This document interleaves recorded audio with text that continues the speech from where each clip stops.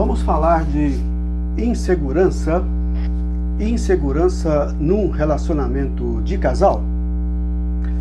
Eu sou Ailton Moreira, coach em reconquista, oratória e desenvolvimento pessoal, e quero agradecer a você mais uma vez de estar de volta aqui assistindo a mais um vídeo em meu canal.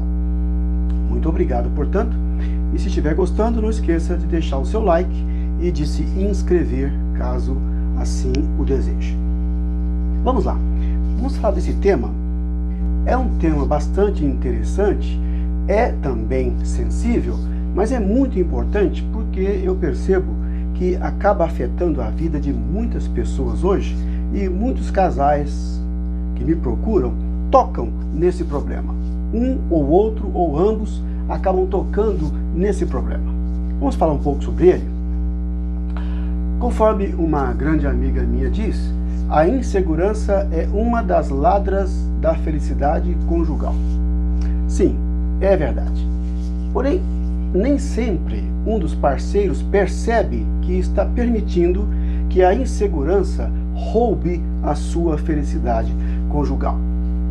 Isso porque ela pode se manifestar de várias maneiras e ela fica geralmente evidente através de atitudes. As atitudes de uma pessoa demonstram a sua insegurança, mesmo que de repente ela até nem admita francamente. Exemplo, eu vou citar um exemplo aqui prático que a gente vê no dia a dia de como a insegurança pode levar uma pessoa a se sentir inferiorizada num relacionamento.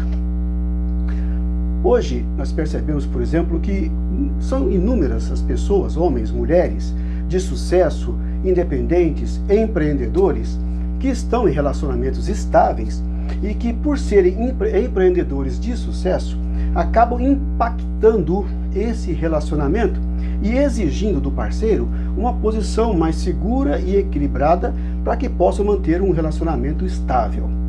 Porém, nem sempre o parceiro consegue ter essa atitude equilibrada em função de estar convivendo de repente com uma mulher de sucesso, independente, ou também ao contrário, né? A parceira não consegue manter esse equilíbrio conjugal em função de estar vivendo com um homem de sucesso, equilibrado, independente.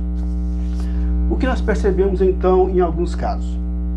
Bem, aí nós percebemos algo muito desagradável e desgastante. Um dos parceiros, por se sentir diminuído de certa forma, ele começa a desvalorizar as qualidades evidentes que o outro tem. Ele começa sempre a focar em detalhes negativos, quer quando fala com amigos em comum, quer quando fala com parentes, né, dos dois lados. Ele sempre ou ela sempre foca nos detalhes negativos que todos nós temos, né? Não tem como negar, mas que é tão desagradável ficar falando disso, né? Pois bem, alguns parceiros cometem exatamente esse erro.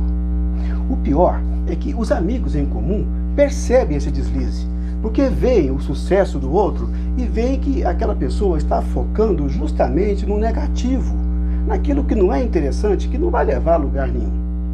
Pior, vai acabar chegando nos ouvidos do parceiro que a sua parceira, vez ou outra, está sempre destacando algumas qualidades, alguns detalhes negativos que são desnecessários.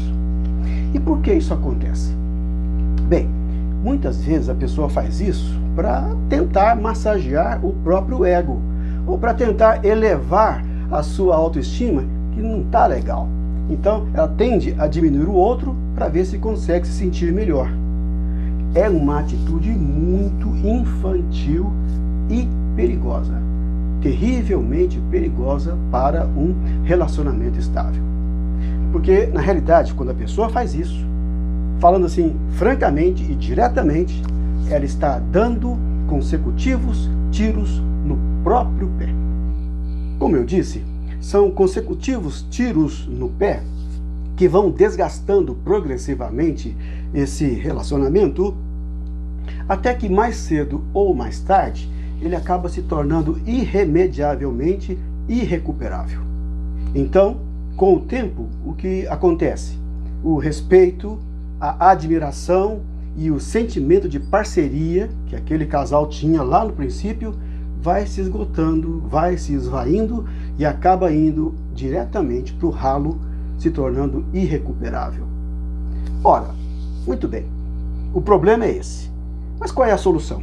Como? Que atitudes práticas esse casal pode tomar para resolver esse problema antes que seja tarde demais? Bem, eu vou dar 3 dicas aqui, dentre várias outras que eu passo para os meus amigos. Eu vou passar 3 aqui, as 3 básicas, as 3 principais, eu vou chamar assim. A primeira dica: por que não aplicar a regra de ouro? Sim, se você é religioso ou não, não importa, mas a Bíblia conta que Jesus Cristo, ele delineou uma regra bastante interessante, que é muito aplicável nesse caso, chamada na Bíblia de regra de ouro. E, resumidamente, em que consiste essa regra de ouro? Consiste no seguinte: faça ao outro o que quer que também seja feito a você. Básico, simples, mas não é tão básico e simples assim quando ela é aplicada.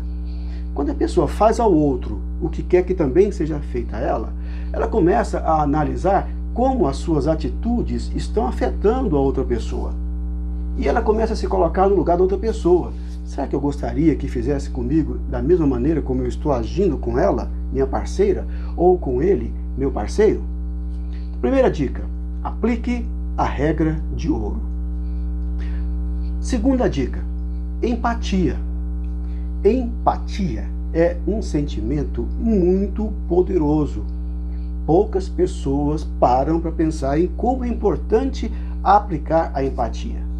Veja só, quando uma pessoa se coloca no lugar da outra pessoa, tentando sentir as suas emoções, porque a empatia basicamente é isso, né? Você se coloca no lugar do outro para tentar sentir como o outro está se sentindo em função daquilo que está acontecendo. Quando a pessoa faz isso, ela passa a ter uma visão diferente do que está acontecendo. De repente, ela começa a entender a profundidade das suas ações, como elas estão afetando profundamente o seu parceiro, em sentido emocional, sobretudo. A aplicação da empatia, portanto, nesse caso, no caso da insegurança de que eu estou falando aqui, é fundamental e é muito prático. Terceira dica: comunicação. A boa e velha comunicação. Sim, mas comunicação de que jeito? Não é simplesmente sentar e vamos lavar roupa suja. Não assim. Mas aquela comunicação inteligente, do tipo, procure falar de como se sente. Quando você for tocar nesse assunto, no momento certo, né? Na hora certa, com os ânimos calmos e tranquilos, procure colocar a coisa da seguinte forma: como você se sente em função de como o seu parceiro está reagindo. Quando nós falamos de sentimentos, a comunicação fica muito mais leve e interessante. Eu estou falando aqui de comunicação no campo conjugal, né? No campo conjugal, os sentimentos pesam muito numa boa comunicação. Procure falar sem apontar o dedo, né? Sem diretamente dizer para o seu parceiro que ele é o vetor principal do que está acontecendo. Não, evite isso. Evite a famosa segunda pessoa, né? Tu, você. Não, para. Né? Sempre fale, como eu disse, usando a primeira pessoa, como eu me sinto, ou então a primeira pessoa do plural, né? É como nós podemos reagir para melhorar isso. Como podemos agir de agora para frente para melhorar o nosso relacionamento. Uma conversa nesse ângulo, uma conversa abrangendo esses aspectos, ela é muito mais produtiva e certamente ela pode produzir bons resultados. Portanto, aplicando essas 3 dicas de que falei aqui, regra de ouro, a empatia, uma boa comunicação, sim, é possível vencer a insegurança e evitar que ela arruine um bom relacionamento. Porque a boa comunicação, a empatia e uma mentalidade madura e aberta, essas sim podem salvar um relacionamento e torná-lo cada vez mais produtivo, saudável e mais feliz. Muito obrigado por ter assistido ao vídeo até aqui. Espero ter contribuído de alguma forma para melhorar o seu relacionamento ou para te dar subsídios para ajudar alguém que esteja precisando desta informação. Até o próximo vídeo e um forte beijo no seu coração.